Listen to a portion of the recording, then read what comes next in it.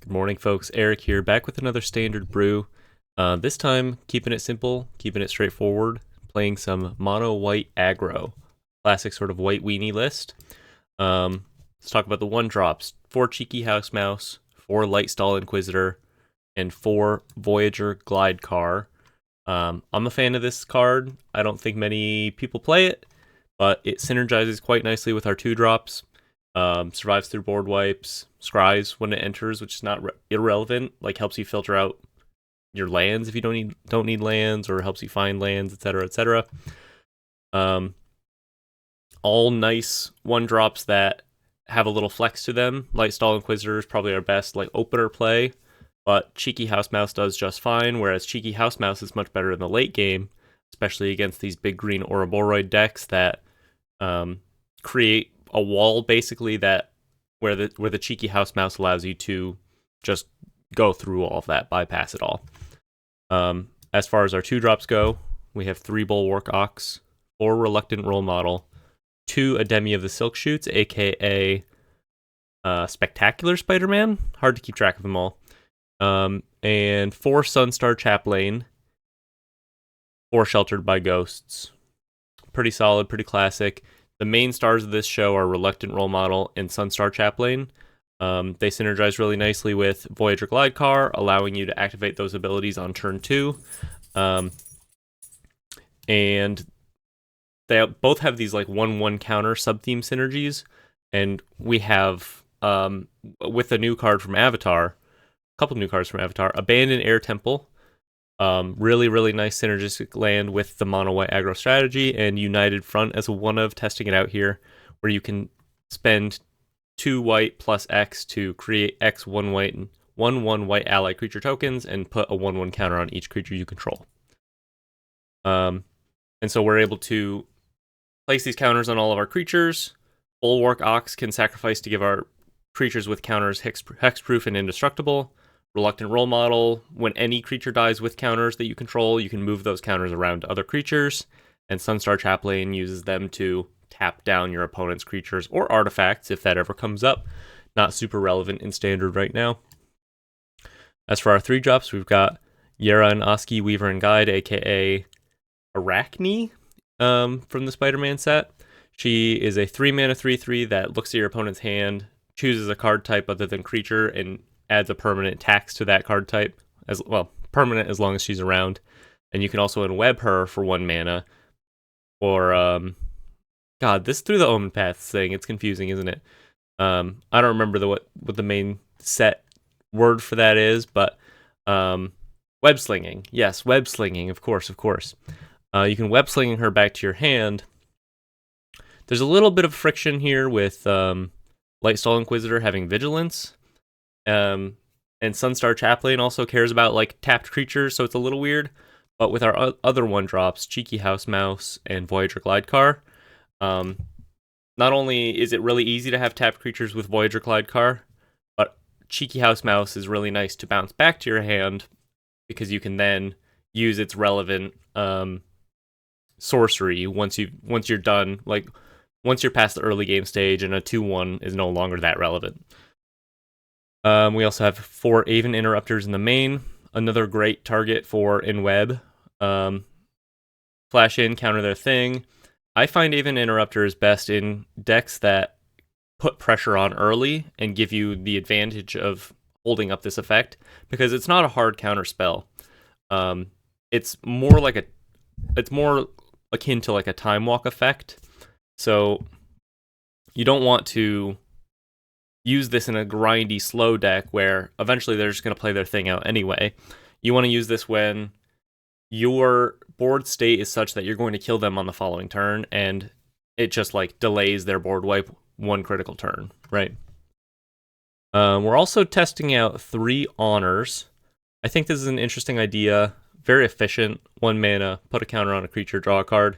Synergizes nicely with our other cares about counters effects. And mostly it lets our like 2/1 creatures swing freely into like a Gene Pollinator or a Llanowar Elves, that kind of idea. Or a Otter token with prowess, right? I think that's pretty relevant right now in the meta. We're seeing a lot of green go wide, and a lot of like blue-red boomerang basics, otter decks.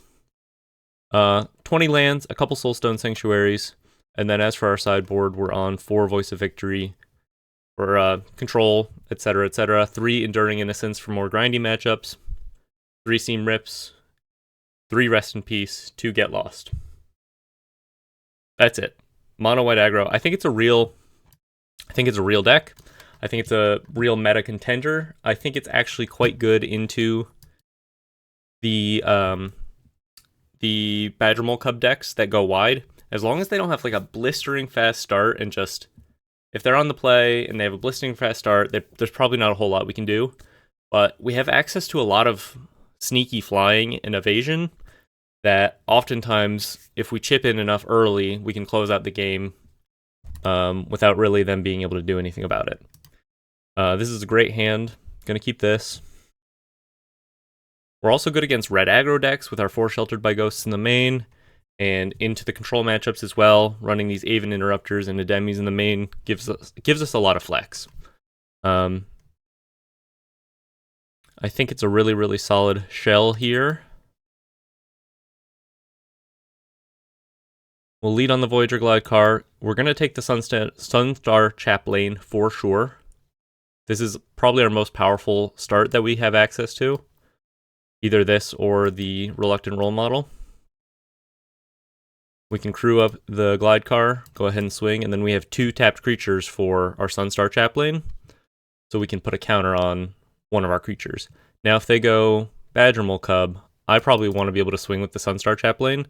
So I'm just going to put the counter on the Chaplain and leave it like that. Probably plan to play a Demi on my main phase. Bramble Familiar, Llanowar Elves, threatening a pretty big Badgermole Cub. I think what I like here...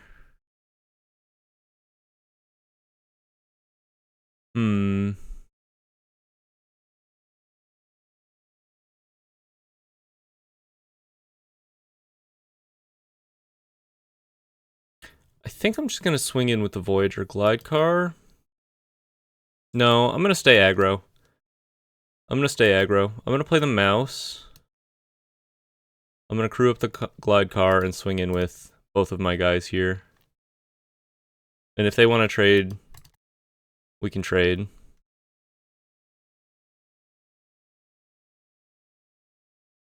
Then I can put a counter on my house mouse.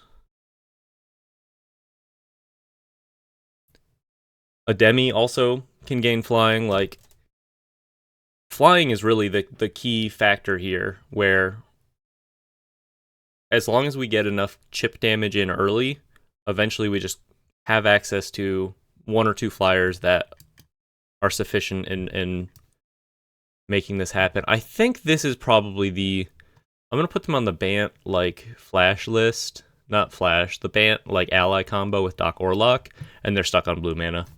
And they have Appa in hand right now, and they're trying to decide what to do. But we have an Aven Interrupter. They can't really catch us off guard here. So, fire up the Glide car. I guess we could just swing with all of these. Hold back the Glide car. I like that.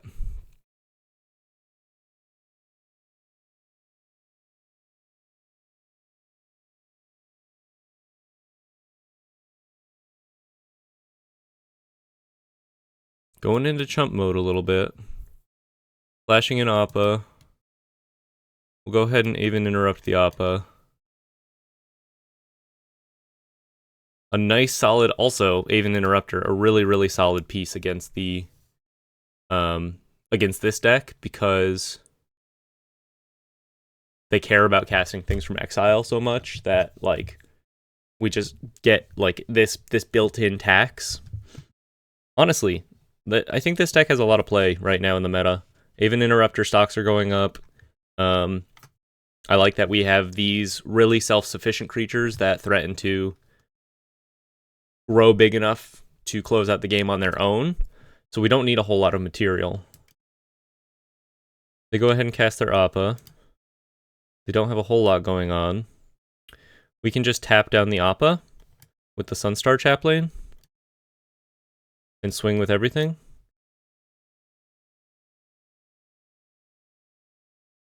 We don't even really have to do any of this, but we're going to. Boom. That easy. And it's not like you're using this ability all the time, but when you've spent your hand and you need that one last piece of removal just to get through, Sunstar Chaplain just has that built-in piece of removal. And it has a relevant, like, 1/1 counter generating ability, and it's a 2-mana 3/2. I think people are kind of sleeping on this card. Yes, it dies to Torch, right? It dies to Shock. It dies to Grim Bauble. But it doesn't die to those things if you play around it, basically. Like, if you know their deck is full of Burst Lightnings, and you manage to slip this by and put a 1/1 counter on it, then it's a 4/3, and it, like, takes a little more effort to deal with. I think it's a really good card. We're playing against Aang. We probably want these Voice of Victories. Keep them honest. Bring in our Seam Rips. Bring in our Get Losts. We can go down Yura and Oski.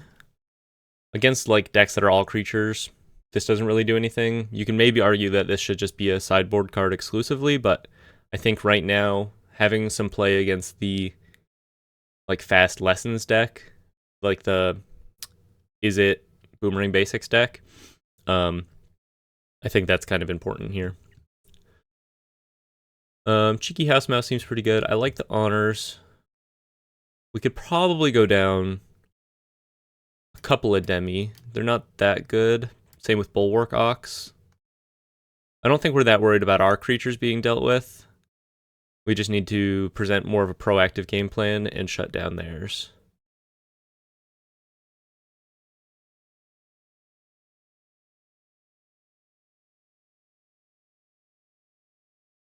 I like the Honors. I like the Shelter by Ghost. They're not removing our stuff too much. Unless they board in, like, the new Airbend board wipe. I'm not really sure. Maybe we don't need all the Voice of Victories. It's not that good against them. It's fine. It's fine. It doesn't swing into their boards very well, which is why I hesitate to have it in the main deck, because a 1/3 is not a particularly aggressive body. I think I'm going to keep this. I think having the Honor for an extra draw and all of these 1-drops that we have access to, pretty appealing. Let's go ahead and lead on the Light Stall. Hopefully we can slow down their turn here a little bit, maybe get access to a little information. So they probably have an excess of lands if they're choosing to exile the Multiversal Passage. Doc Orlock. Okay. Even Interrupter's a good draw. I think I'm going to go... I'm not that worried about them doing things on my turn. I think I need to guarantee that I draw into a land. I'm going to cast this Honor. This will open up my mana, hopefully get me a land. And it'll allow me to swing into this Doc Orlock this turn. We can just get another mouse, or get a mouse on the field. Hitting this next land drop is pretty critical.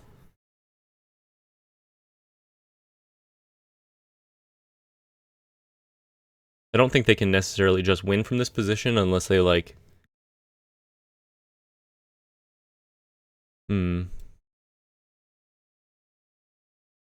Yeah, they don't have the mana to just win quite yet. Not drawing a land is a little unfortunate.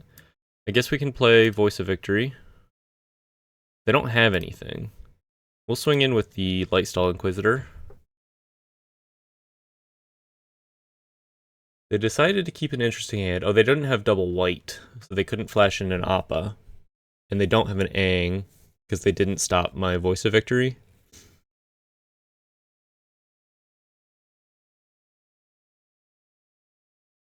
Here's a Nature's Rhythm. Grabbing Appa. They get to replay these Llanowar Elves for free. Start putting a board out there.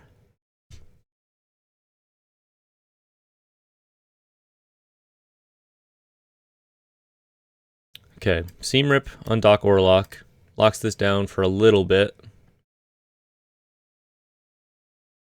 Still wish we had a land. I think we can use our cheeky house mouse on... We'll squeak by on the Lightstall Inquisitor just to spend cards in our hand. If they want to block with 3 allies plus a Llanowar Elves to kill this, I think I'm okay with that. Just jump. Fair enough.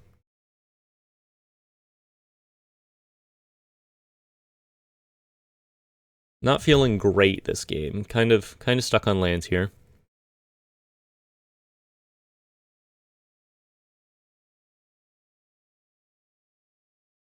Badgermole Cub. They have access to 1,000,000 mana. Could just grab their one of Ouroboros. I don't know if that's what they play. I'm not that familiar with these lists. They probably don't even play an Ouroboros. Could just go for like an Aang at the Crossroads. They fire off a Bramble Familiar. Aang at the Crossroads.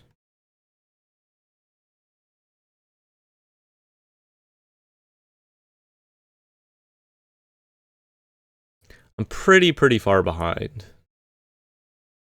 Another Appa. So they have to legend rule their Appa.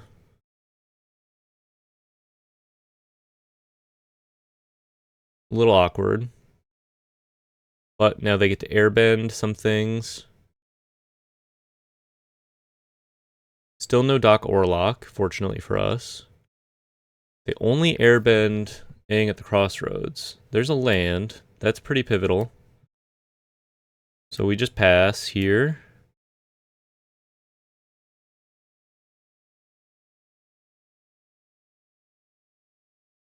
You could maybe make an argument for just flashing an Aven Interrupter and taxing, but I think it's just better to keep them off of Aang at the Crossroads, guaranteed. Keep delaying it.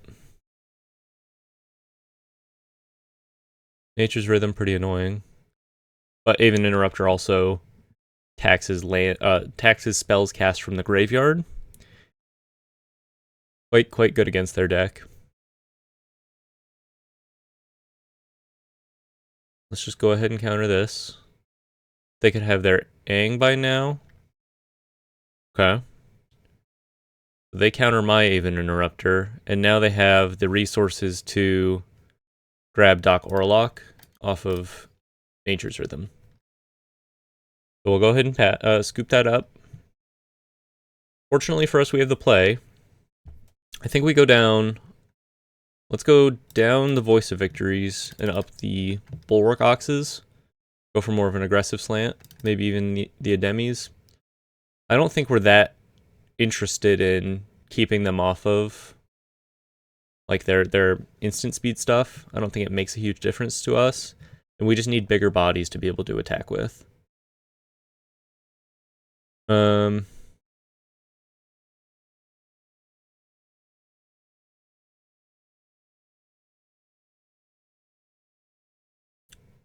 Alright, 1 Bulwark Ox.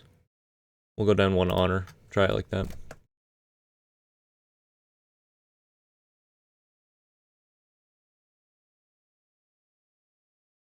We can't afford to keep a slow hand, so if our opener looks slow... Okay, this is good enough, I think. 3 Cheeky House Mice. Lead on our 2-1. Savannah Lions, go! I'm not going to Seam Rip this. Going to hold my Seam Rip for the Badgermole Cub and just play the Bulwark Ox. Plus this lets us start getting counters on our creatures.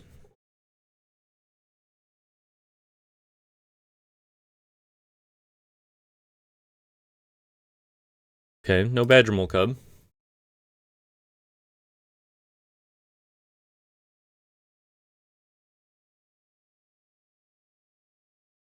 Airbender Ascension. Airbend my Bulwark Ox. That's pretty annoying.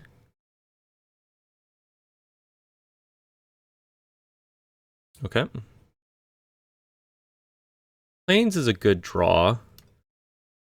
I think we maybe Seam Rip the Pollinator, or maybe I have to save the Seam Rip for Doc Orlock and just play a Bulwark Ox.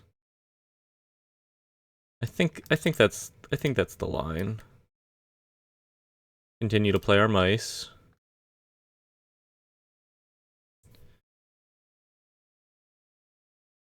Hitting the Pollinator is interesting, but if they have a bunch of lands anyway, it doesn't do a whole lot.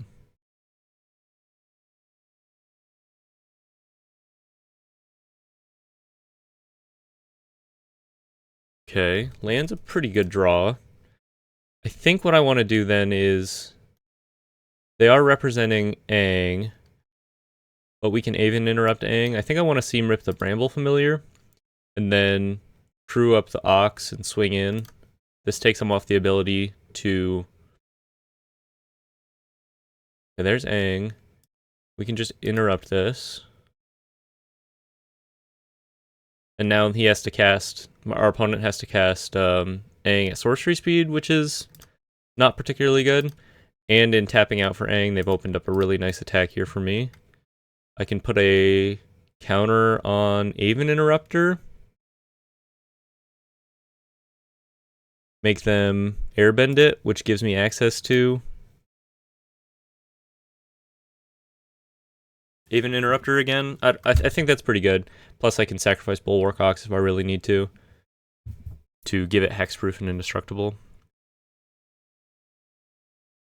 And if they choose to go after something else, now Aven Interrupter is just bigger than Aang. They have a second Aang. Okay. Airbend my Aven Interrupter. I think that's okay. We'll let that one happen, now that we know what they have going on.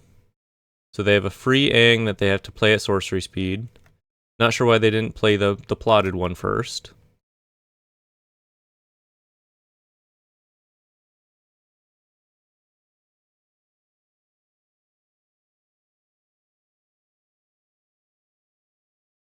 Pretty big difference between plot and airbend here. I can still do my Aven Interrupter at instant speed. Let's go ahead and play this Reluctant Role Model. We can saddle up the role model with our Ox and swing in. And now if the Ox dies, we can move that counter with the role model. And they have to block with Aang if they want to do this, so it all kind of works out nicely. They're just giving up the Aang. This doesn't seem right. I kind of think they're being a little silly here. We'll just go with a 1/1 counter. I'm not sure that the flying changes too much here. We've pretty much got them, I think. Not a whole lot they can do. Nature's Rhythm for 2. So if I interrupt this, they can only cast it for 0 for 2 mana. Pretty sure there's no reason not to do this. Keep them off of getting their Doc Orlock. Keep them that much further away from the combo. They play Aang. Comes in.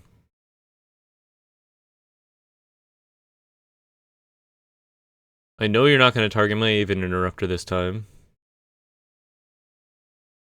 Probably. Come on, man. Don't don't target the Aven Interrupter. You know better. Hit the Ox. Okay. So we could sacrifice the Ox right now. Move the counter onto Aven Interrupter. And then Cheeky House Mouse. Use the Squeak By on a Cheeky House Mouse. Present. You can almost present 3 attackers that they have to block.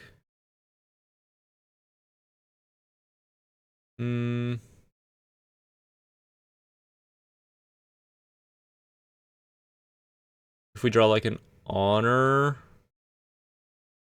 we can guarantee they have to block. I'm not sure that the Bulwark Ox is doing much else.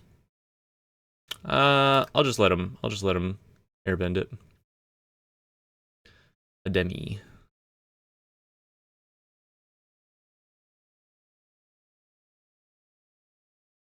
Okay. I like this attack.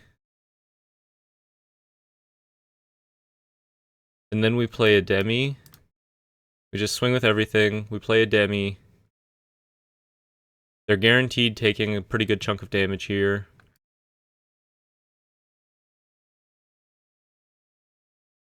We can put a flying counter on our guy. Is there a reason to play the cheeky house mouse? It's not really getting through anyway. And there's maybe a chance that we want to sacrifice a demi for its ability.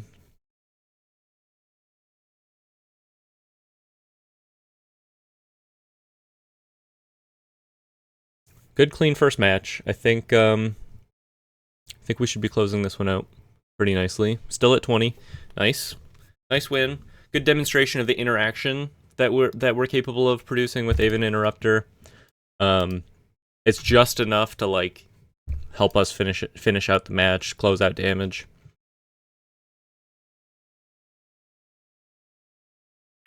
Just enough. Cheeky house mouse. It's pretty good, right? It's Savannah Lions. You just play it as a 2/1, that's fine. But the ability like to, you know, a classic sort of stop to these on the board creature strategies is just like play bigger creatures, but we have so many tools where them just having, not only are our creatures quite big in the first place as well, we have so many tools where them just having big creatures is never going to be enough. They need like real removal, but we're also pretty good against removal with Bulwark Ox and a demi. Reluctant Role Model is pretty good into removal because it moves its counters around. A lot of resilience, a lot of play in resilience.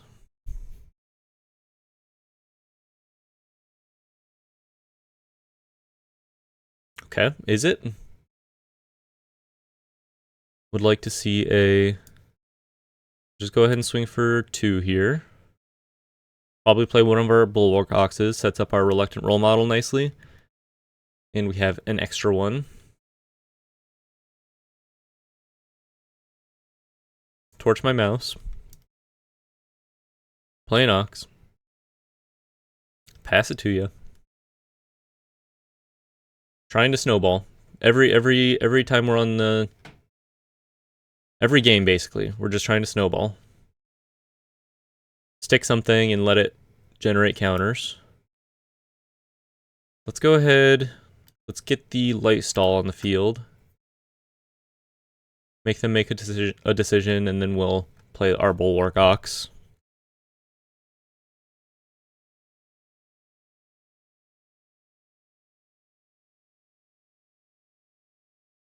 Light stall is, I think, a pretty solid card. It's not that good defensively, but it can block decent. Like, the fact that it has vigilance means like you can never really you never really lose like an advantage by swinging with it. You know what I mean? Maybe that's a little obvious thing to say, but you can't be caught off guard by like a hasty threat from downtown, you know? Not unless it has trample and haste, I suppose. This is a pretty slow play on their part. Sets up our ability to go Reluctant Role Model very cleanly.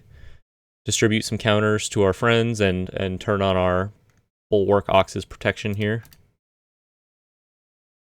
Second Bulwark Ox, interesting. So we can go saddle up the Ox, swing, put a counter on the Inquisitor, and then put a counter on Bulwark Ox. And it doesn't care about 1/1 counter specifically for its sacrifice ability, just any counter. So you can just go flying or lifelink if you want, but I think generally getting on an open board, generally just getting power on your guy, unless it's like a green matchup, is more important than flying or lifelink. Might as well play the mouse. Not sure that there's much of a reason not to play the mouse here. They could have a pretty big like Quantum Riddler, haste attacky turn. Marauding Mako.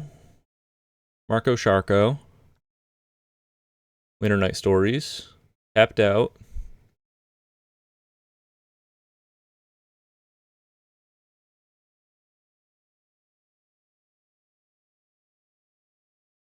A slightly larger shark.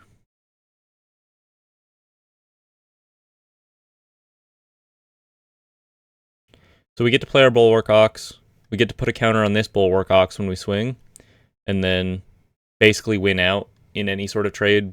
We have access to sacrificing the second Bulwark Ox to protect the first one or any of our other important creatures. Or if they decide to block the cheeky house mouse. Fine, you know, just let it go. Pressure, pressure, pressure. Okay, Sunstar Chaplain's interesting. I think I like that maybe better than the second Bulwark Ox, because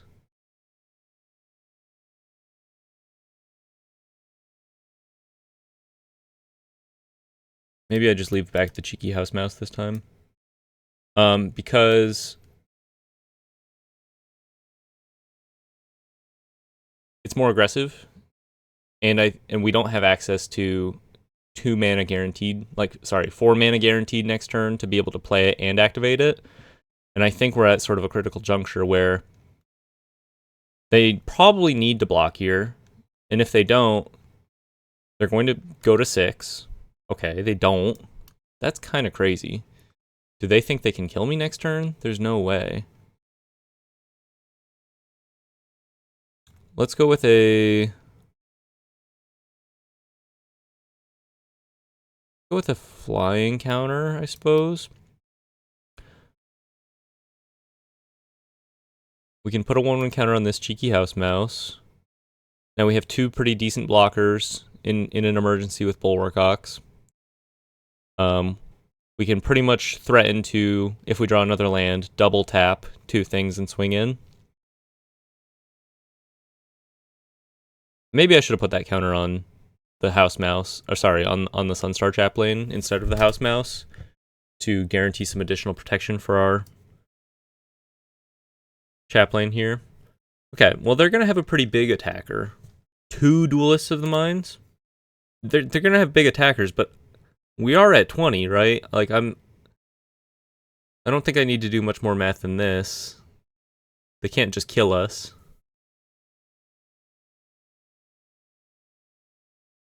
They're going to draw 3 cards, discard a card. They have to tap Marco Sharko. Yeah, I don't really know why they're going through with this. They've already played a land.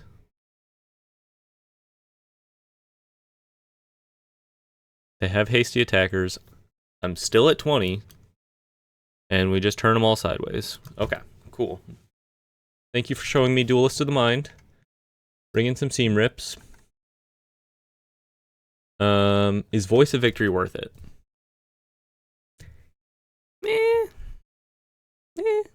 It's fine. It's fine. It's really good in like the blue-white control matchup, or Jeskai. But in this matchup, just because they have instants doesn't mean that they're garnering much of an advantage from playing like those instants on my turn necessarily. Maybe on the play, it's decent. On the draw, I think their creatures are actually, if they're on Marco Sharko and say Tiger Seal, like we can't swing into that. And if we can't attack, then what's the point? So not going to bring in the voices. Endurings, Die to the Torches too easily. Rest in Peace could be pretty good if they're pretty heavy on like Boomerang Basics, Storm Chaser's Talent, Winter Night Stories. I'm going to spec into a couple Rest in Peace, I think. I don't need all 3. You could maybe make an argument for Get Lost if they're planning on doing like these big combo turns with Duelist of the Mind, but I think Seam Rip should be sufficient. And Garen, Oski, All-Star here. Haven Interrupter, decent. A little slow. I think A little slow, a little fragile. I think I'd rather just present a more proactive game plan, recoup some life with Shelter by Ghosts. Maybe go down another honor. Go down an honor. I think that looks pretty good. Their stuff is generally so cheap too that like if you even interrupt it, you're not really getting a huge advantage.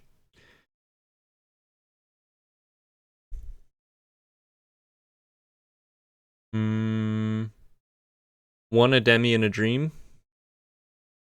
I think it's okay if we play smart.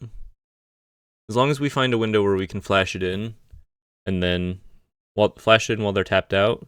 I also like that this has rest in peace. A little awkward, a little dangerous. Okay, a second creature's pretty good. Wouldn't mind a third. Tiger Seal. Storm Chaser's Talent. Ooh. Okay. Let's go with the Bulwark Ox here. Specking on being able to use our honor. So I would assume Bulwark Ox will not be living super long. Okay. Bulwark Ox is going to live forever.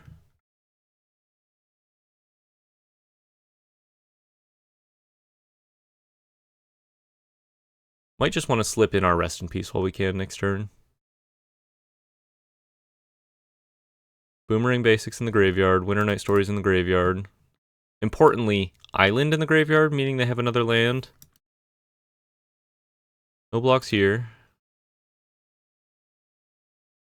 I'm just gonna go for the rest in peace. I think they're relying on their graveyard with this board state right now too much. Would like another land for ourselves.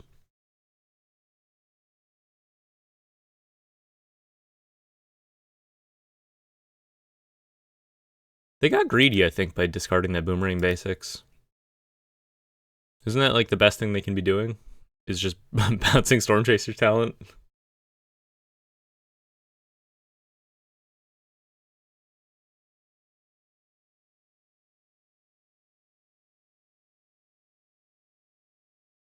Quantum Riddler. Okay.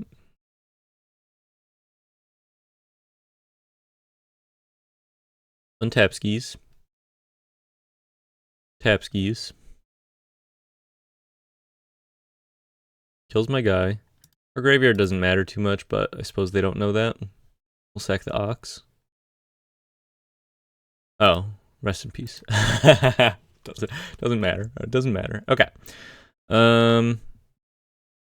Yeah, we just have to play out a creature. We need to stick a Sheltered by Ghosts here, pretty much. Maybe they just like play a land, tap out for Riddler.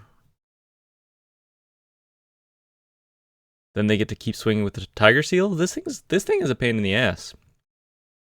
Pain in the ass.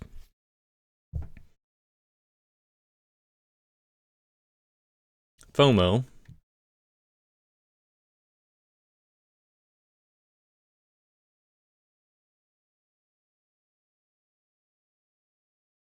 Discarding a Pyroclasm. Interesting. Storm Chaser's Talent. Swing with the Tiger Seal. Maybe we just have to give up Sunstar Chaplain here. I guess if we draw planes, we can go Shelter by Ghosts on Tiger Seal. Honor. No. I think we just have to block the Tiger Seal. It's just like, it's hitting us too much. Need to buy a little more time.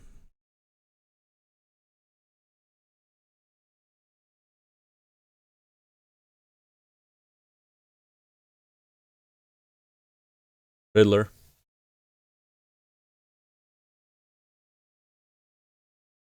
Would love a planes. We're still in this, I think, if we draw planes here. Ooh. Can they bounce my Sunstar Chaplain and hit me for 6? Another Tiger Seal. Okay. That's rough. Well, obviously we'll block an Otter. Suppose we just sheltered by ghosts here on a Riddler.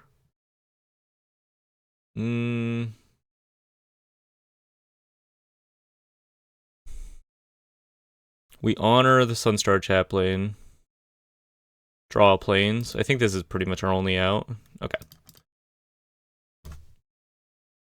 Hey, sometimes that happens. Fortunately, we're on the play for game 3. Rest in Peace looked really important there. I think, although maybe they'll cut some of their graveyard stuff. I'll just stick it with 2. I think I like the honors on the play specifically.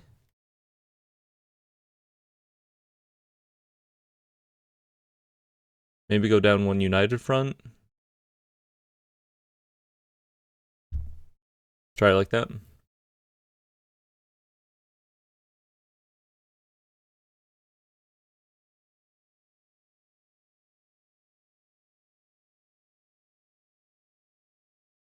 Keep this every time. Keep this every time. Voyager Glidecar. Go. Scry. Abandoned Air Temple. Gonna pass on it. It's really nice, but if there's another land tucked under that, and I'm just drawing lands, like nothing but lands, I don't think I'm winning that game. We get to do our strong thing, uninterrupted. We'll go for a 1/1 counter on the Reluctant Role model. Help it dodge Torch, at least a not paid for Torch, which is real material here in this early game.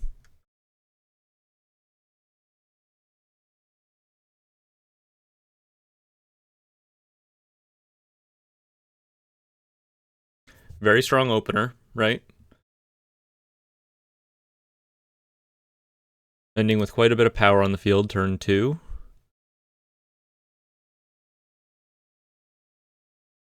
Could get a huge advantage with a Sheltered by Ghosts here.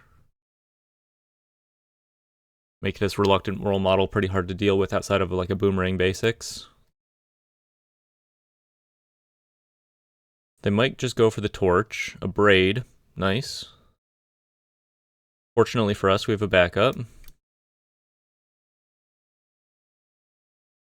Another plane's not ideal.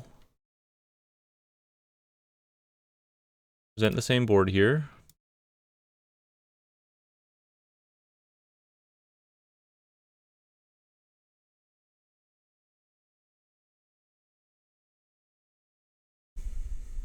Duelist of the Mind.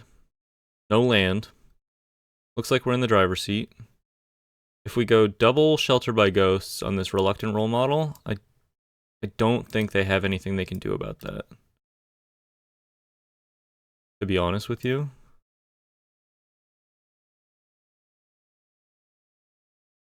Sometimes you just find yourself in these positions where you have like a huge Reluctant Role model, pretty unanswerable.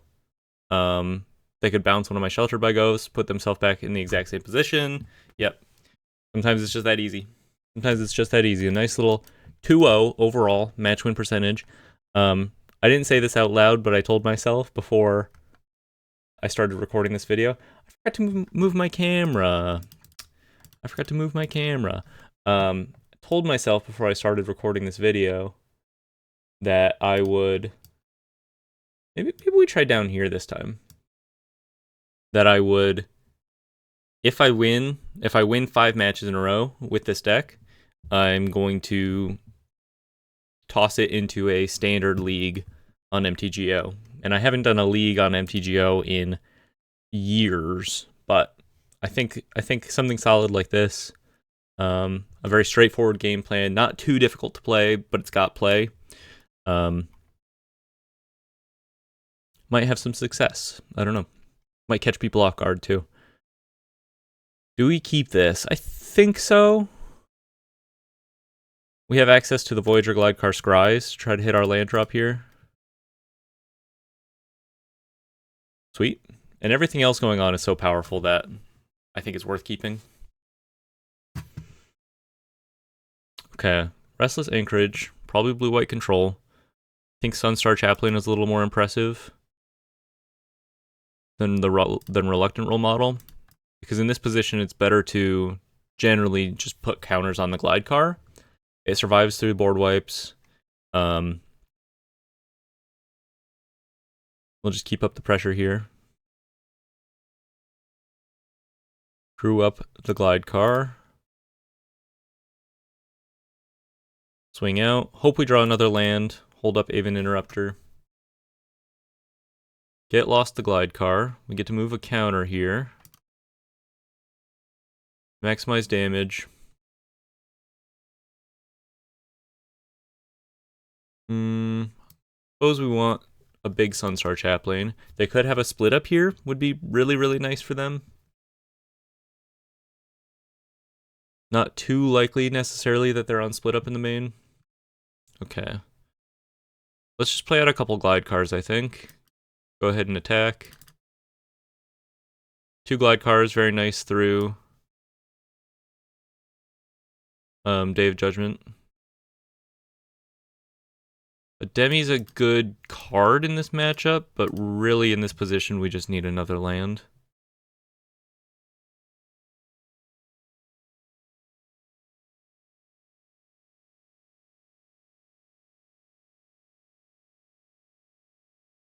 Day of Judgment.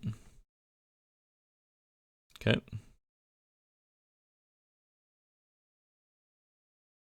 Go ahead and play our role model. Through the glide car. And crack a map here. Try to put them at 3. Okay, not a bad hit. Counter on the role model. Pretty tough board for Control to deal with, right? This added element of like these early vehicles makes their normal board wipes outside of like Ultima not particularly game winning for them. It doesn't set us back too far. Another Day of Judgment. Cheeky House Mouse plus Aven Interrupter means we can just win. Fortunately, we have to show them the Aven Interrupters, but I'm sure they could assume. Crew up both the glide cars, put them out. Nice. Bring in the Voice of Victories. I like the Enduring Innocence here too. Just leave it at that. Probably take out the honors here.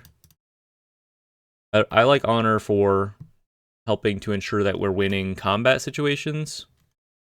It's not an instant, but just being able to like guarantee that we can swing through or trade positively.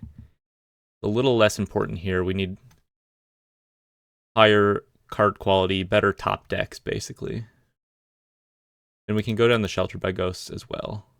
Just literally play all creatures. 5 non-creatures. What? Oh, the glide cars. Yeah, it's pretty much just creatures, huh? It's pretty much just creatures.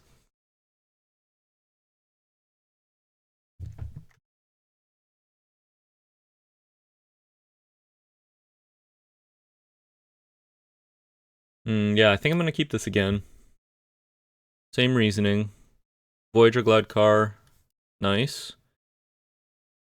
So now I think we want to lead on Lightstall Inquisitor instead of the glide car, even though that's our more powerful line. If they counter my Sunstar Chaplain turn 2, I'm not doing anything. But this is guaranteed to hit the field and start swinging in for damage. They pass. Okay. I think I go glide car, house mouse. I guess I'll swing at him first. They could be on like... Here's what I'm going to do, actually. I'm going to play the glide car. Land on top. I'm going to crew it. And then I'm going to go for Arachne here. This plays around the 3-mana artifact that like eats all 2-drops and below 2 and 1 drops. We can just name... I think we name instant, even though... So naming sorcery would delay a board wipe, and that's pretty nice. but we're going to be able to counter a board wipe anyway and play around it pretty nicely. I think what I'm more afraid of is like them being able to double spell on future turns. Maybe just name sorcery. Yeah, maybe just name sorcery. Not gonna think about it too much.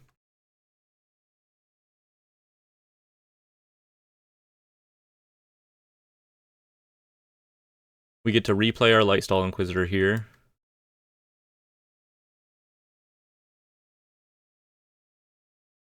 Actually, I like the Enduring Innocence now. Sneak this through. And then if they manage to deal with Yera and Oski, like, their board wipe is pretty bad into Enduring Innocence / Voyager Glidecar. Plus this, like, plays really, really nicely with draw planes, play a Lightstall Inquisitor, draw a card, hold up Aven Interrupter, draw a card on their turn with Enduring Innocence. This deck does powerful things. Deck does powerful things. Mono white. Not seen too much in the meta right now. Some mid-range variants, sure, with like Cosmic Grand Zenith and Halia, but not a whole lot just straight aggro. Scry 2 draw card, Scry 2 draw card. They're going to see some action. I think it's worth doing this. Hopefully we just draw the nuts, like draw planes, and we're set up really nicely. Triple Aven Interrupter, interesting. They're still presumably able to... I'm going to assume they're able to board wipe here. I'm just going to fire off this Cheeky House Mouse for an extra point of damage.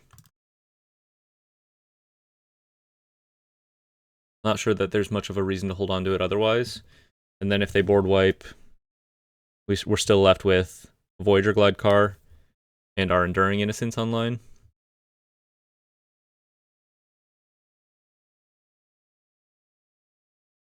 They can also flash in Unagi, but if they hold up Unagi for my turn, then I just get to Aven Interrupt it.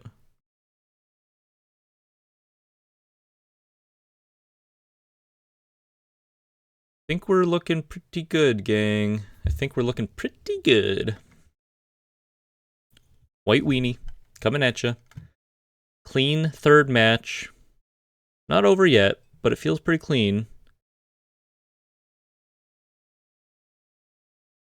Pinnacle Star Cage, that's the name of the card I was playing around. Yeah, I just remembered because this, like, Aven Interrupter, we're a little heavy on 3-drops, like Yera and Oski, Enduring Innocence. Once we board in the Enduring Innocence as well, means that we're not that weak to that kind of board wipe really either, you know?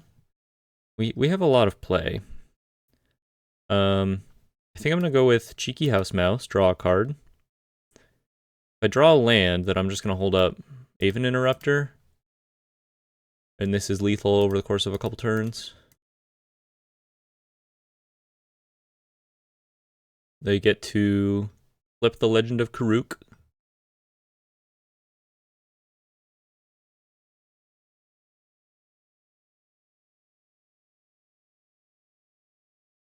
Five mana available.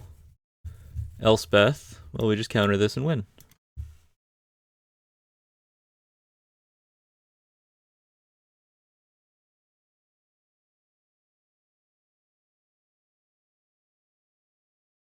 Yep. We just get to activate the additional ability on our Voyager Glidecar, put a counter on it, give it flying, hit them for 3 Exacxies. Quick, clean, 3-0. Right off the bat. Feeling pretty good. Feels nice to be back on aggro. I've been dipping into some stranger variants, some stranger shells lately. I like that these games are fast. I think I put out like almost a 3-hour video, 7 matches of some 3-color deck. Some I don't know. Maybe the deserts video was quite long. But we'll probably get in under like an hour 20 this time if we keep up this pace.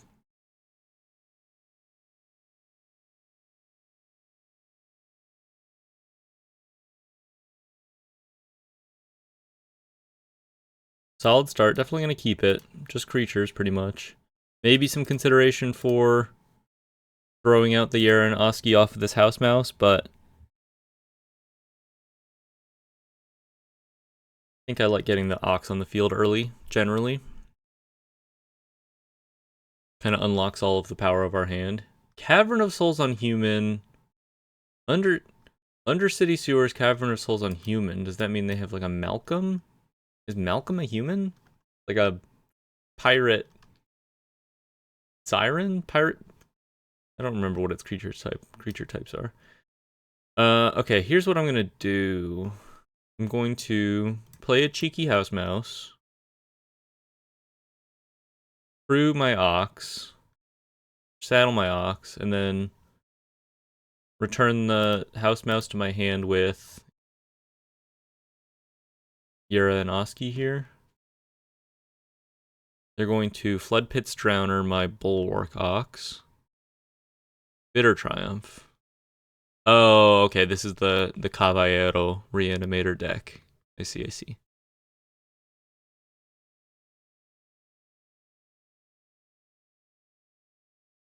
Get this down. Name enchantment, yep, okay. Yeah, seems pretty good. Yaranowski, Weaver and Guide. Would you like to pay 4 mana for destroy target non-land permanent? Oblivious Bookworm. Gran. We meet again, grandmother.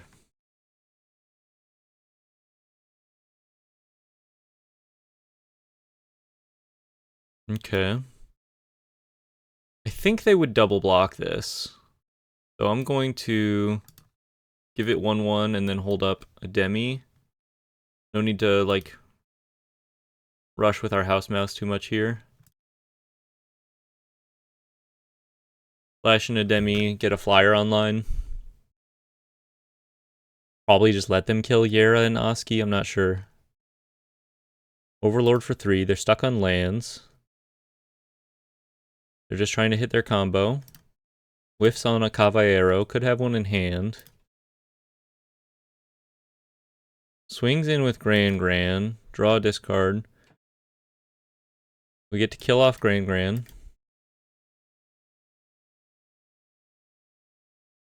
Not much of a reason not to.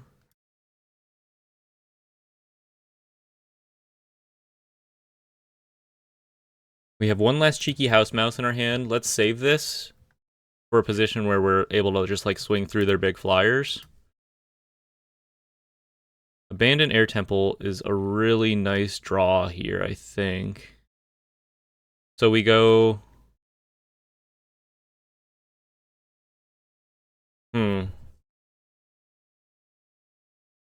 I think I want to hold up being able to sack a Demi.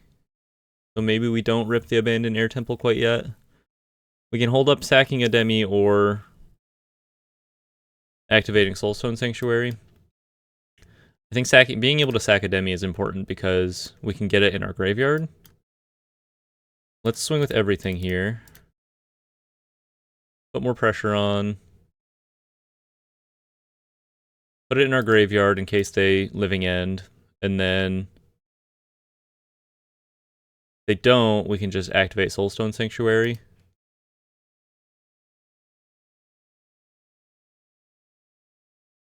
But if they do living end, then we have like guaranteed lethal through the air, basically. Although they're going to reanimate Art. Yeah, being able to reanimate the Arden here as well gives them like lifelink. And haste, which is bad. Fortunately, we faded all that, and we don't have to worry. And I think we just get them. Fortunately, we faded all of that. Fire up the Soulstone Sanctuary. Soulstone Sanctuary also plays really nicely with Abandoned Air Temple. Able to swing in and then activate the Air Temple without losing the mana from attacking with your Sanctuary.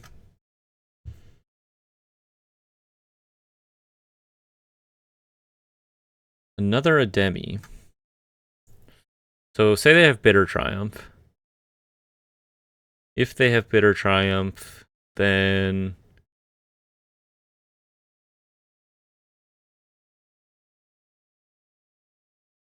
If they have Bitter Triumph, then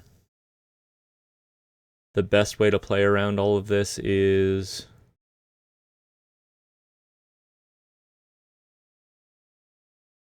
Can we play around Bitter Triumph? They would give a Demi Flying, right? And then they Bitter Triumph it. I guess we just have to swing in and hope they don't have it. And then activate Abandoned Air Temple, and then all of our...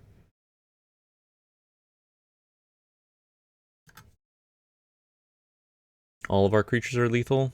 I guess maybe you could argue, like, do the cheeky house mouse thing on a Demi, and then fly him, and then if they have Bitter Triumph, then you're not, like, overcommitted on the attack.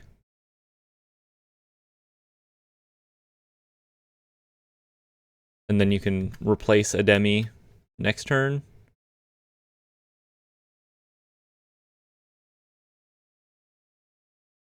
I can't win through them actually having it anyway, so I'm just going to go for it.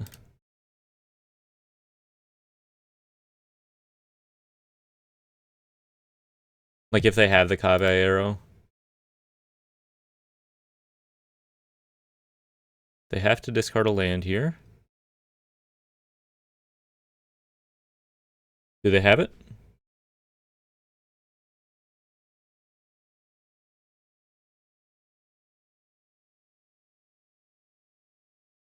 I think they would just rip it if they had it. So I think we get to move on to the next one.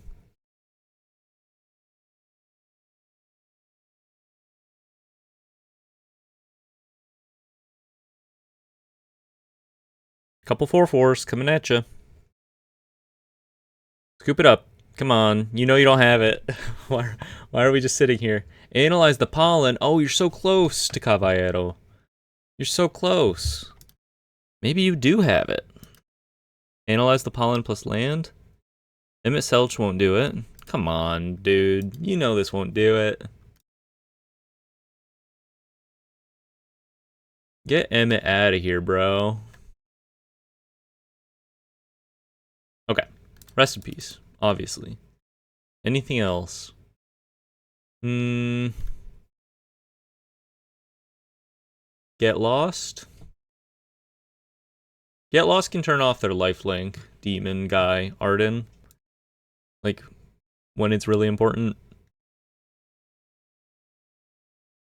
Mostly I think we just want to even interrupt them. Sheltered by Ghosts is probably the worst version of all of, like... Yeah, Sheltered by Ghosts is just worse than Get Lost here, I think. And then we go down an Honor. I like that we have a little bit of play too, where we can sacrifice some of our creatures to make the living end effect a little worse. I mean, obviously a lot of the time it's just going to win the game for them anyway, but with a Demi, there's some play. No Rest in Peace. I like the Aven Interrupter. I think I'm going to keep this. On the draw, not a huge chance we win this anyway. Get Lost is not bad. I'd prefer to draw like Sunstar Chaplain, just like an aggressive 2-drop body, and then hold up Aven Interrupter pretty much for the rest of the game.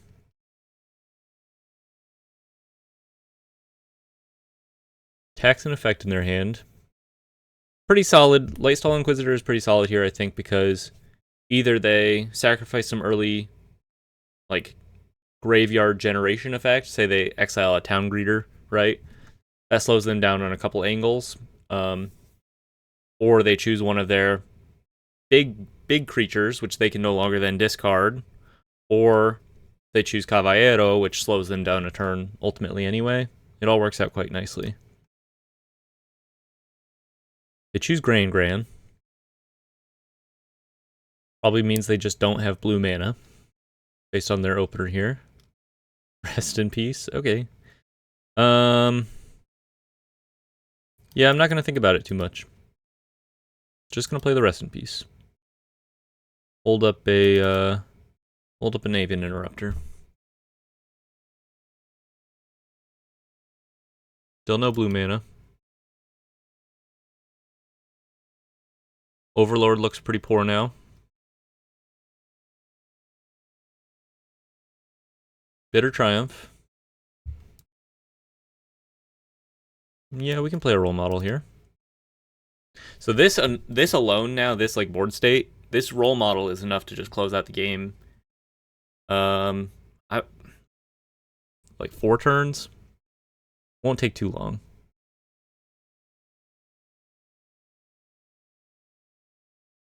Awaken the Honored Dead. There's maybe an argument for... I think I'm gonna go flying first. There's maybe an argument for get losting the Awaken the Honored Dead here. But I think that's maybe a little premature. Yeah, they don't even hit anything. Gran. Don't care about Gran.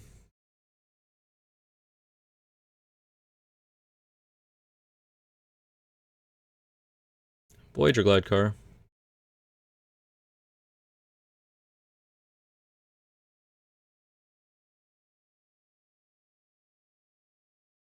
Harvester of Misery. Well, I can't do anything about that. Pretty good here. No counters for Gran. Play our Glide Car. Cheeky House Mouse. I think it'd be pretty... We're not so far behind that we want to just pass on action. I think anything to crew our Glide Car is probably fine. Do I flash in the Avian Interrupter to block Gran? Maybe. Harvester of Misery.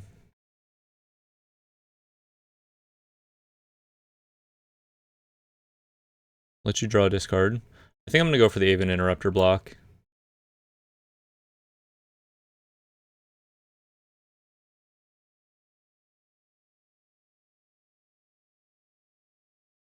Not going to block with the Glide Car, because if Glide Car takes a damage and then they play Harvester, then I lose out in that interaction here.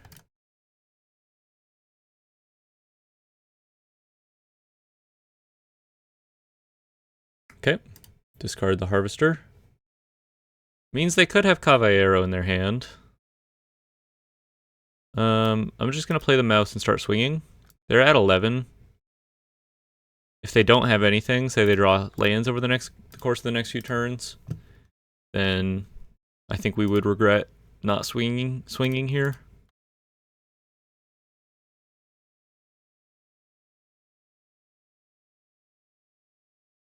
If they show me removal, then I think I get lost Gran.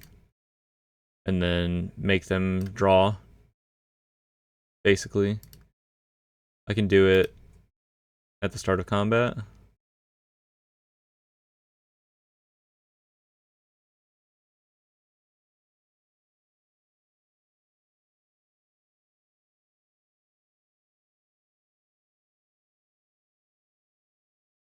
Caballero. Okay. From downtown. Pretty good.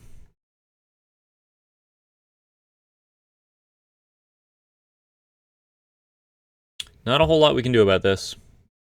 They played that well. Oh well. Then they top decked Caballero.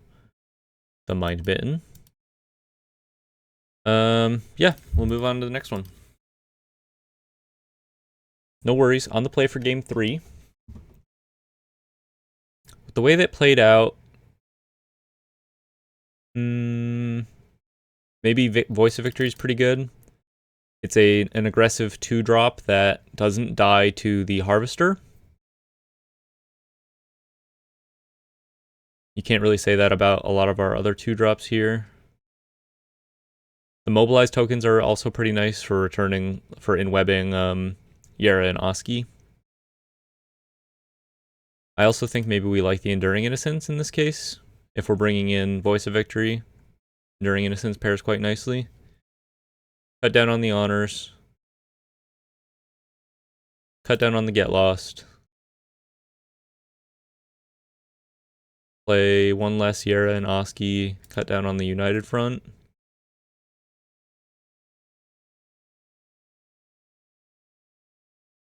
Go down one Sunstar Chaplain, not tapping a whole lot.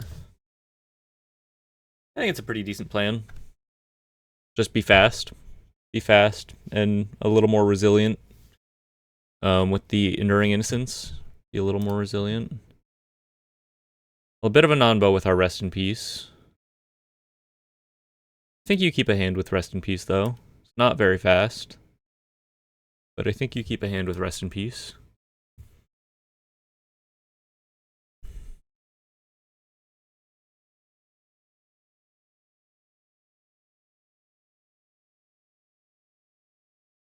Just gotta play it.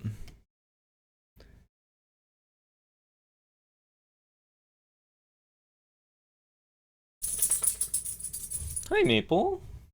Welcome. My Rest in Peace. Okay.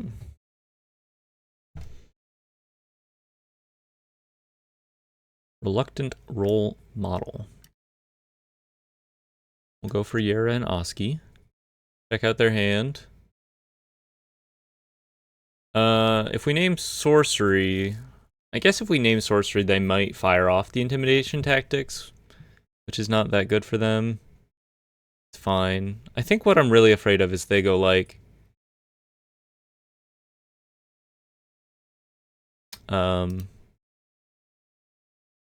Awaken the Honored Dead.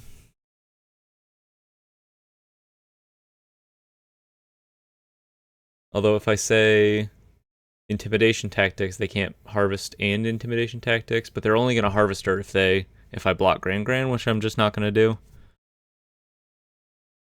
I'm just going to name Enchantment.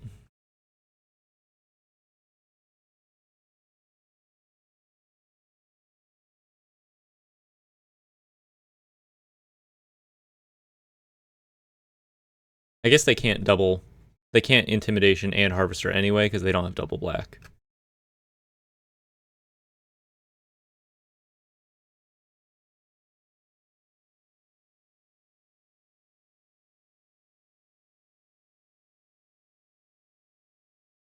Carding Cavernous Holes. Not gonna block. I need this early aggression. They get to filter through their hand quite nicely, but... Oblivious Bookworm. Into Intimidation Tactics. Fortunately, these are not planes. We have a little play with our lands this game. We'll go Soulstone Sanctuary. They'll probably take the Aven Interrupter here. No, okay. Weird. They probably should have taken the Aven Interrupter. I can't counter this anyway, but I'm not worried about that. I'm just worried about countering Caballero. And I can set up this, like, pretty nice, resilient board with Soulstone Sanctuary into Abandoned Air Temple, and I get to do, like, everything at instant speed. And feeling pretty good about that.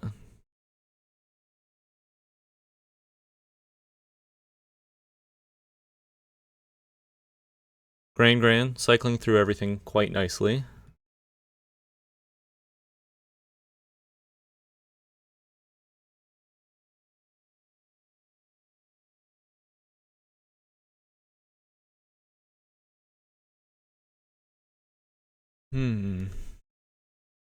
Pair of the Peaks in the graveyard. They could have like a Bitter Triumph in hand.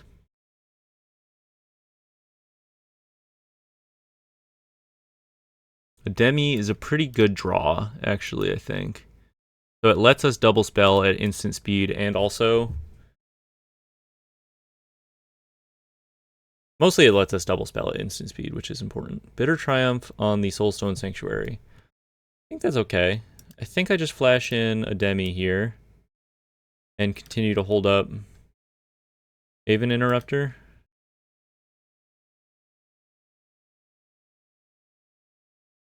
And now I'm threatening almost lethal in the air. Kind of depends on how they attack here.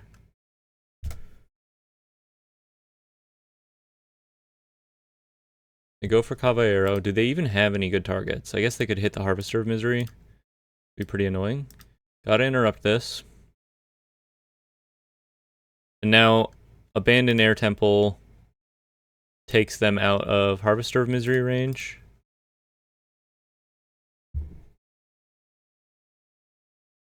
Hopefully they don't see the big demon. Archfiend of something something.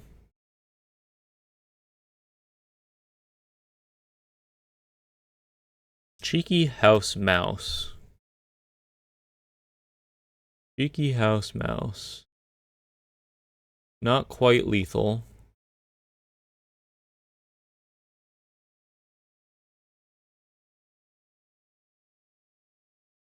I don't think there's much of a reason to go for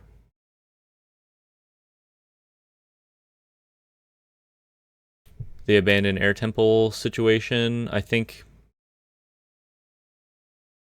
other than the board survives them Caballeroing Harvester of Misery. But if they do that, then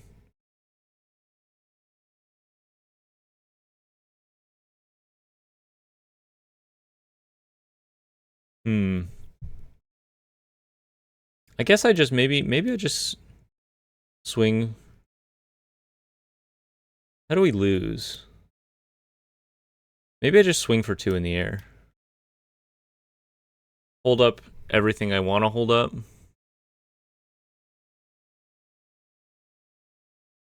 Go for the lethal on the next turn. This holds up, sacrificing a demi if they put the demon in their graveyard. And it holds up, which doesn't kill the demon, but it puts demi back on the field for us. Or it doesn't stop the demon from wiping our board, but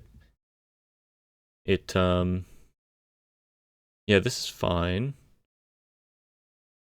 No problem for me here. All we really want is for a demi to live. Now, they only have Caballero. They have to surveil basically the demon into the graveyard, but now I don't think that's enough even.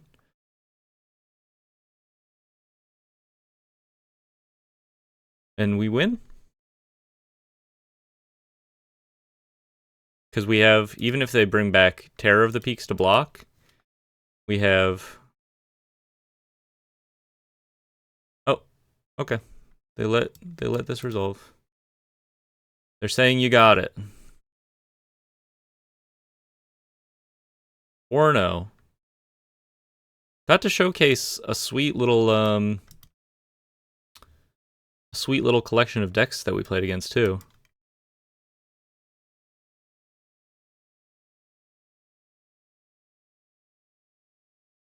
Sweet. Played against a sweet collection of decks too. Still one more match, but we saw kind of all the big hitters in the meta right now. Early on, we played against the airbending combo. We played against Izzet. We played against the Reanimator deck, and now we've played against... Sorry, we played against Blue-White Control, and now we've played against the Reanimator deck.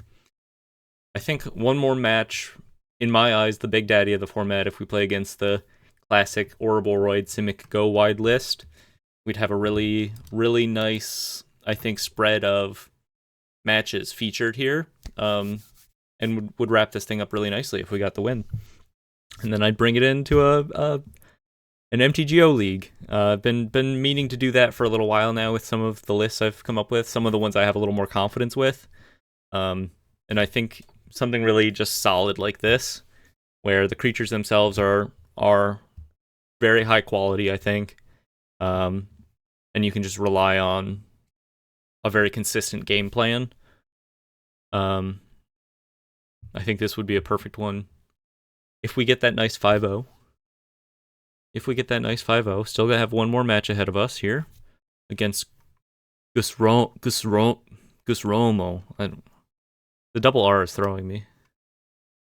Pretty good hand. We're seeing a little bit of ace synergy here with the Lightstall Inquisitor having Vigilance and Sunstar Chaplain, but I think individually these cards are strong enough that even if there's some friction, you play them both. Elspeth is now 6 mana. Sunken Citadel on black. Let's just lead with our more aggressive statted creature, a 3/2. Start hitting them.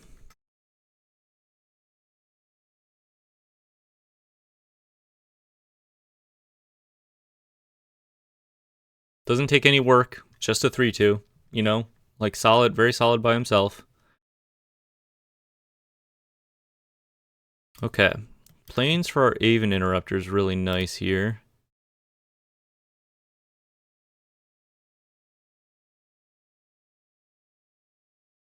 Get lost.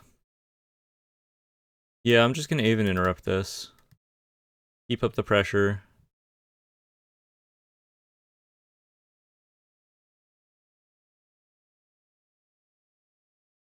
Puts us a little soft to a potential board wipe that they could have, but we are coming in pretty hot against them. Get lost here. Well, we're gonna start cracking some maps. Yara and Oski, that's not a bad draw. Spread the love here. Play our reluctant role model. This plays around split up a little bit. If the Lightstall Inquisitor and role model die, we get to put a counter on Aven Interrupter. They could just have a Day of Judgment, which would be good. I mean, I wouldn't be surprised to see Day of Judgment here. Day of Black Sun. Interesting. Okay. Probably just gonna play... you know what? We hit them. And we in-web. Pick up our Aven Interrupter.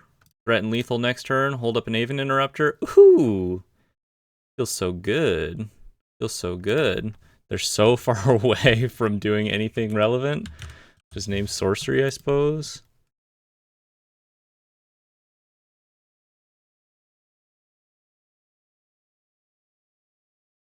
I think we got there. I think we got there. The only out they have now is if they drew an instant, like another Get Lost. But I think if we... So if we Sheltered by Ghost here, they get lost, they draw a land, I think we just hit them. I don't think there's any reason to be silly about this. They're so, like, stuck on lands here. Get lost.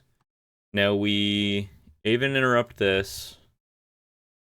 Then they get lost plus make me sack. So maybe I think I just let this happen and then flash in Aven Interrupter end of their turn and double map. Double map for lethal or double Shelter by Ghosts for lethal. Sweet. Double Sheltered by Ghosts for lethal. I mean, I could just double map. It's the same, because if I draw a land, and they don't, it doesn't matter. Doesn't matter.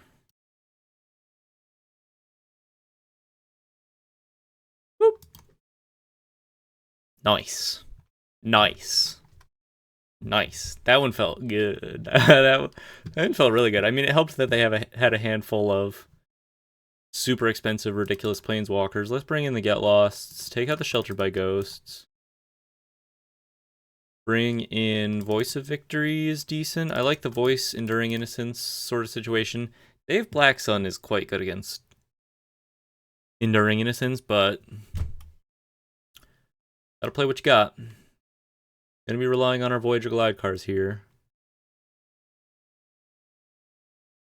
Maybe we don't even bring in Get Lost. Maybe it's fine on the draw. Maybe it's fine on the draw.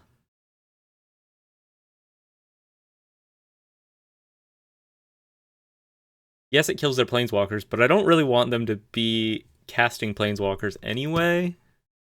Like, if I get to the point where they're casting their planeswalkers, we're so far in the game that it's probably just better to have a source of evasion to close it out.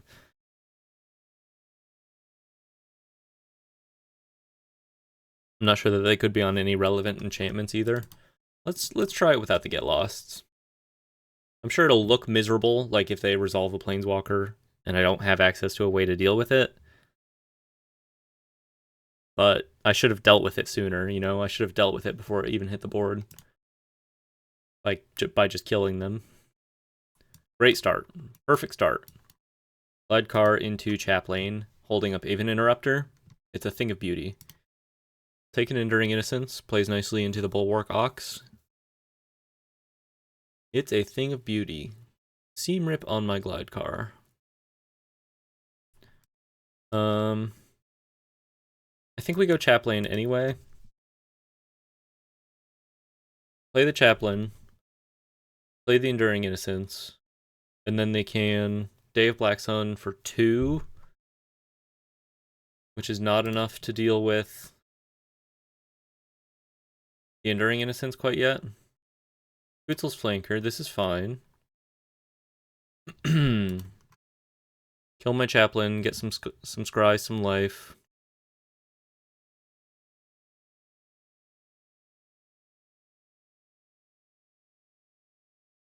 Resolve our Enduring Innocence. They could have a Strategic Betrayal here, but they may have cut it, just based on the fact that I'm like a somewhat go-wide-ish aggro deck, so it's not that good.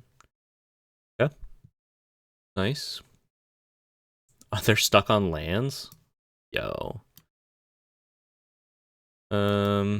That's crazy.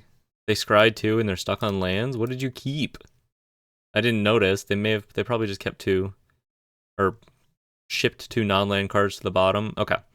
We're firmly in the biz. We have Bulwark Ox here to draw, and then we have Aven Interrupter to draw on their turn. And the cycle continues and the cycle continues. So they got to answer this board. And Aven Interrupter is really, really good into Day of Black Sun. Turns it off completely. Face down card. This has to be, well, I don't know. I guess we get to see what it is. But I'm just going to interrupt it. Probably that elephant. Yeah. Probably that elephant. Seam Rip on my Ox. Okay. Let this happen. Not that relevant. Yeah, I think I'm just going to range them. Play our Inquisitor. Get a little more information. Draw a card. This Aven Interrupter Enduring Innocence synergy is really, really crazy. You just get like infinite value. Plus, wow. Exile Day of Black Sun makes me think they have another Day of Black Sun in hand. Infinite value, disruption, everything. Overlord. I think we just go all in. Because now they have 2 Aven Interrupters to deal with. And everything they want to do from exile is crazy expensive. And we can United Front to start swinging in for pretty relevant damage. Maybe we role model twice first. How do we kill them over the course of 2 turns?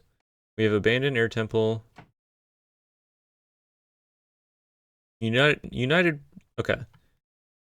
Role model draws us a card. Day of Black Sun costs them 1,000,000 mana. They can't use it. If they have a board wipe, I'd like to see like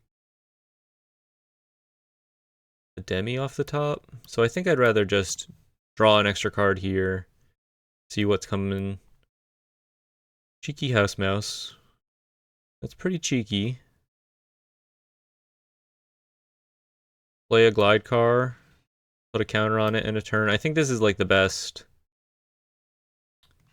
resilient plan that we can come up with in case they draw just a normal board wipe.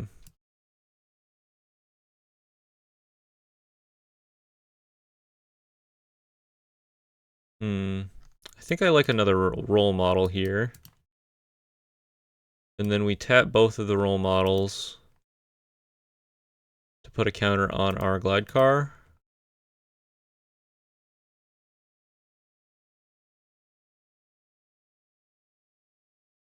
Swing in.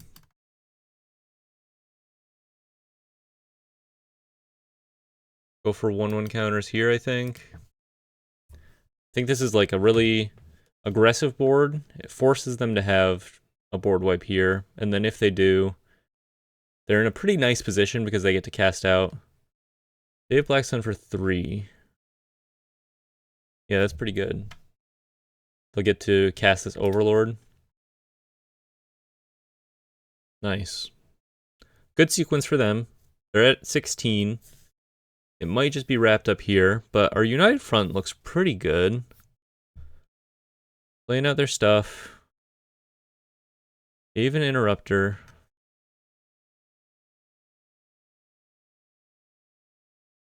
I like swinging in with the glide car here, I think. Or maybe I have to block this Overlord to have a chance.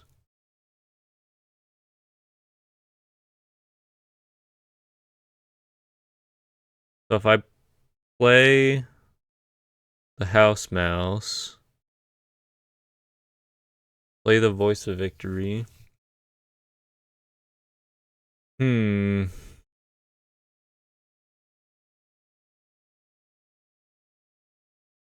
Yeah, I think they've got it. The extra day of Black Sun for United Front tokens. Not a whole lot we can do. I guess we lead on a Voice of Victory. Pass it to them. Yeah, I think they got this one. Getting the land into extra day of Black Sun kind of wrapped things up for them.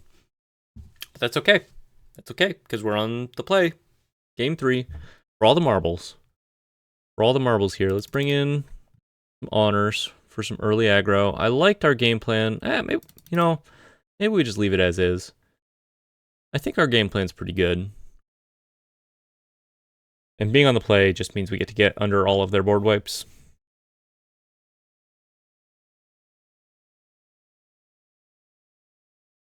Mulligan for a good hand, if we have to. I mean, this is fine. Got a lot of tools. Could use another white source.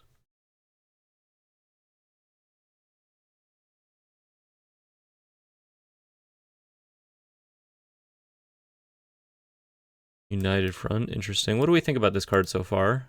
Haven't seen it a whole lot. It seems fine. It's a little one-dimensional. And I don't think we've seen it like win a game for us necessarily quite yet.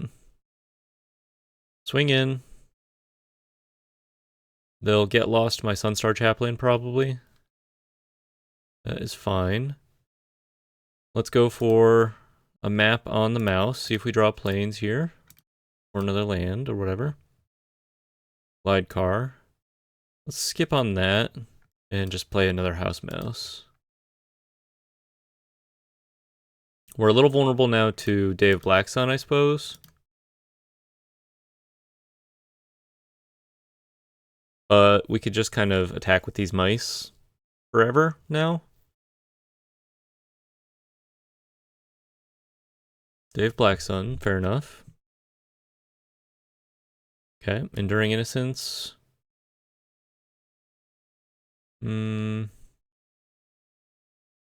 Innocence is bad into...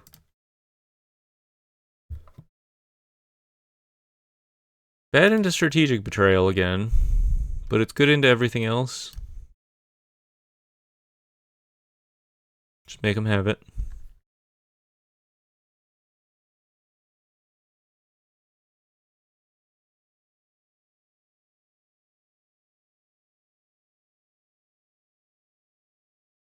Beza.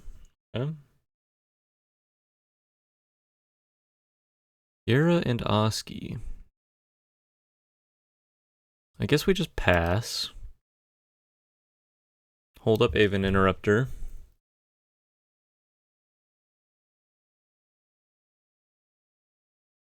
I'm not feeling great. They're hitting their land drops. They've stabilized quite a bit. They're at a healthy life total.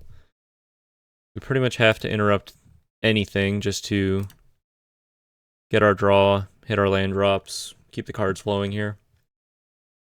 Start getting aggro with the Aven Interrupter.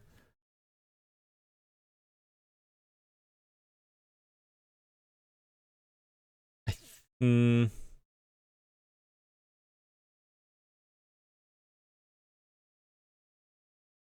of just like playing on a second Enduring Innocence, although once again we're quite fragile to Day of Black Sun in that position. I like this Lightstall Inquisitor draw as a redraw. Maybe I just Yara and Oski on sorcery right here. Keep them back even further. And then we can go. I'm just going to cast it full straight up. All creatures. Good to know.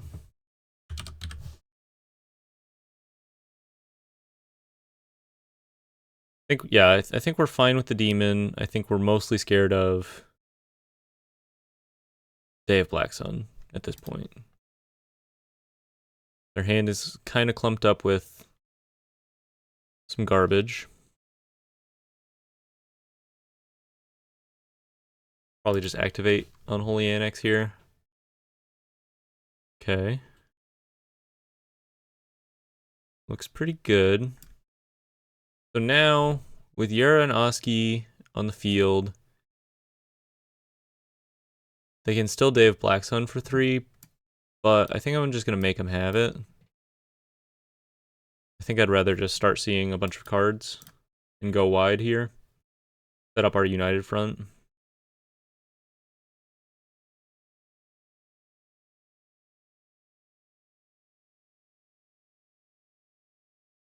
Yeah, I'm just going to go all in.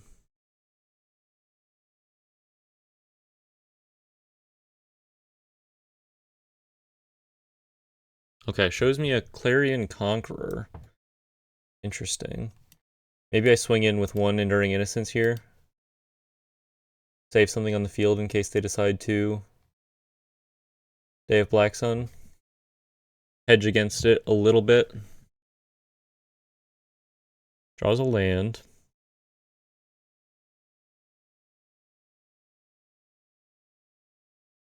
Can exile my Enduring Innocence if they want. United Front kind of looking good here. Draw a couple cards.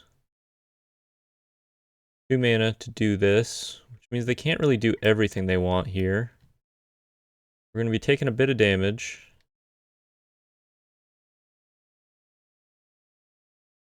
Land. I'm just going to rip it. I can United Front for 4.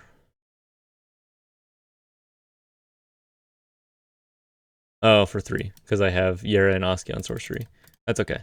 Still just going to rip it. Draw 2 cards. Counters on all my guys. They might respond to this by exiling my Enduring Innocence here. They do not. They let me draw. I'm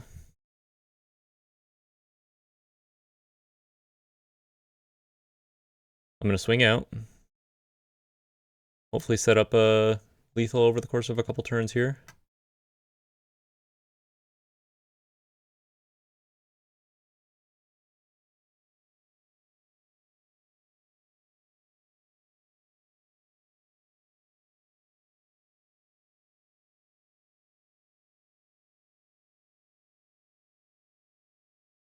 Exile my Aven Interrupter. Lets me gain some life, not irrelevant.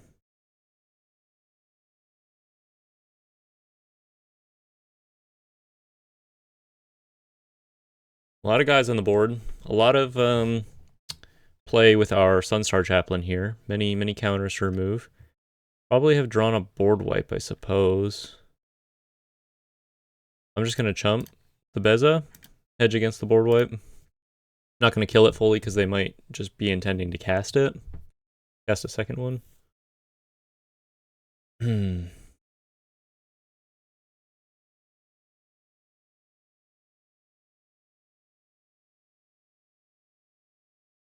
Another Beza. Pretty good.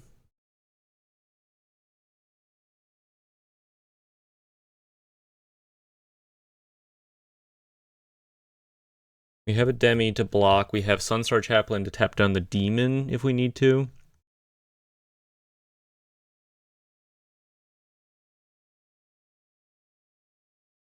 So we go Enduring Innocence, see what we draw, and then we have enough mana to also play the Chaplain and tap the Demon. And then we lose if they have instant speed removal on that line.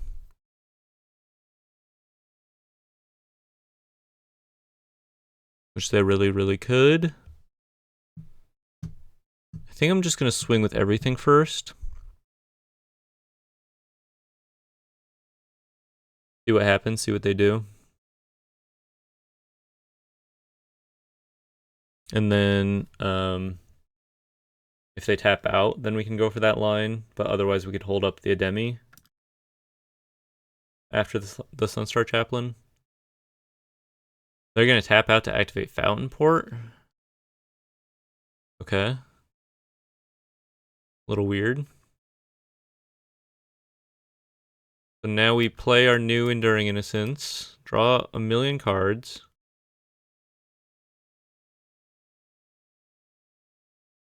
We get to play the Chaplain, tap the Demon, block.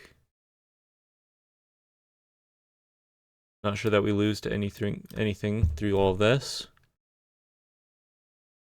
Put a counter on a guy? I guess we'll put a counter on this Enduring Innocence.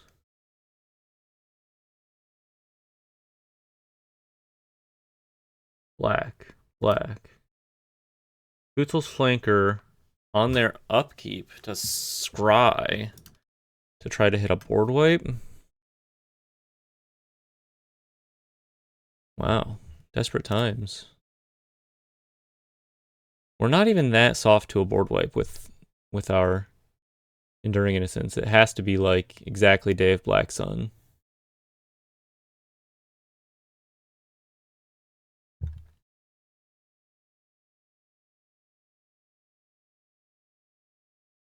Voice of Victory. Okay.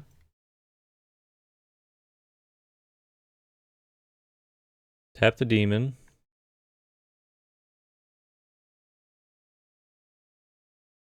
Get out of my head, Demon. And then basically tap their whole board.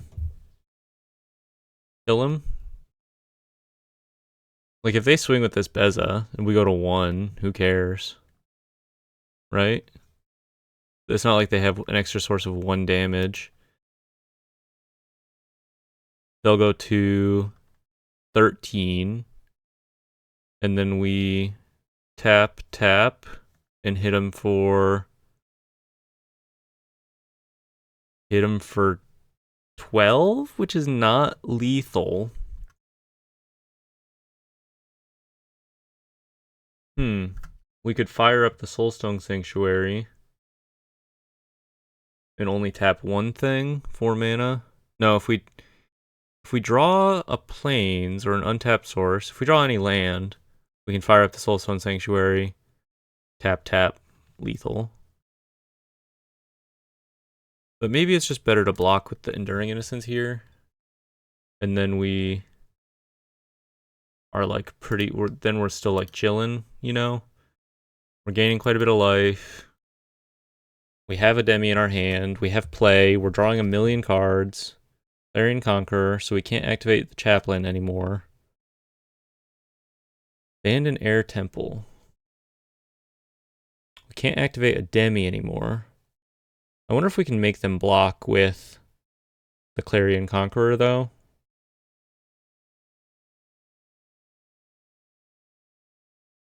Say we play a Reluctant Role Model for 2.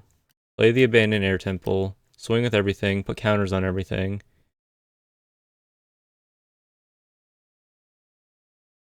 And then the stuff that dies shifts all their counters to Sunstar Chaplain.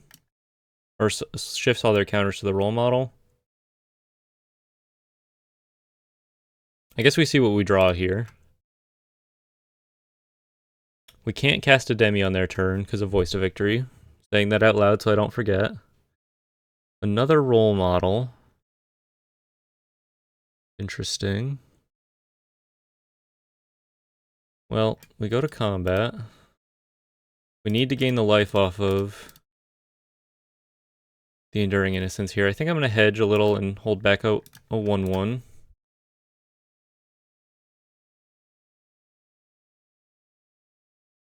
This is an intense one. This is a real thinker. A good one to close on. Killing off my Sunstar Chaplain. Taking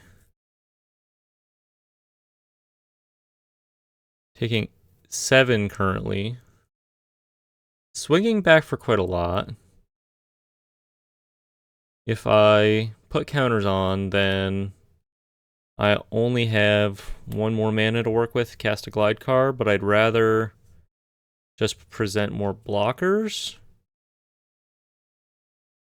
I think I might be dead in the air, though. So I have to put the counters on.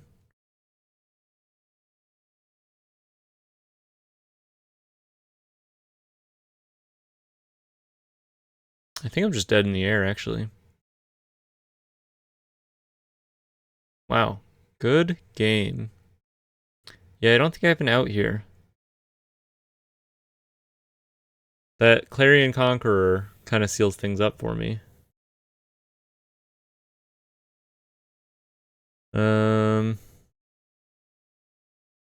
Because I could gain a life by activating the abandoned air temple. Maybe I should have swung with this ally. I don't think it makes a difference though. Gain a life by activating the abandoned air temple.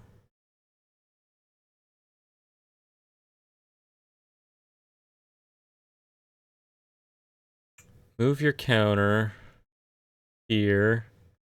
And then they just have sort of an overwhelming amount of creatures. Hit them with the good game. That was a fun one.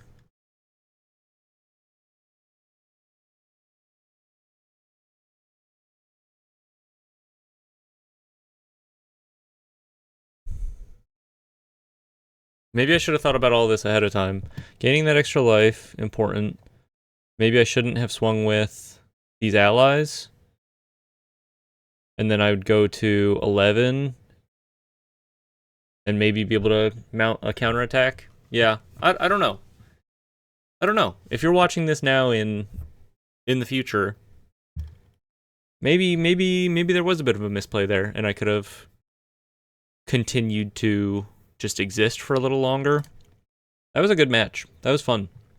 Not sad to lose that one. That was interesting. A lot of board wipes. Ended on a 4-1. Doesn't necessarily mean I won't bring this to an MTGO league, but I thought we had a really solid performance actually. And just a really complicated match there in the end. A lot of stuff going on. A lot of interesting cards like Clarion Conqueror actually was really good against that board. And yeah, a fun one. Really fun. Hope you enjoyed the video. Mono white aggro. Try it out. You don't see a whole lot of this kind of deck in the meta anymore. It used to be a very popular archetype. It's been one of the longest existing archetypes in all of Magic's history, and I think this is a pretty good version of that. That it's not just creatures attacking. We have a lot of disruption, taxing elements, and very strong removal in the main deck as well. A lot of fun. If you like this video, check out some of my other videos, I suppose.